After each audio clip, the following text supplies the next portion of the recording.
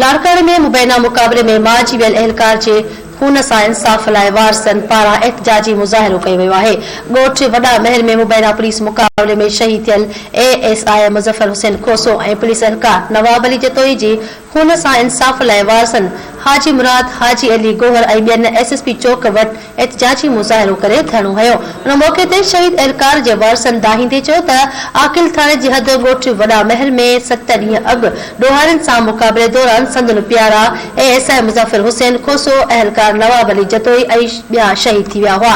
हुननि एहतजाज कंदे चयो त पुलिस हिन वक़्त ताईं केस में नामज़द जवाबदारनि खे गिरफ़्तार न करे सघी ऐं नई केस में का अॻुवारी थी आहे। हुननि इल्ज़ाम लॻाईंदे चयो त कातिल धुर खे तर जे बासरनि जे पुठ भराई हासिल आहे, जंहिं करे पुलिस संदुनि ख़िलाफ़ कार्रवाई न पई करे।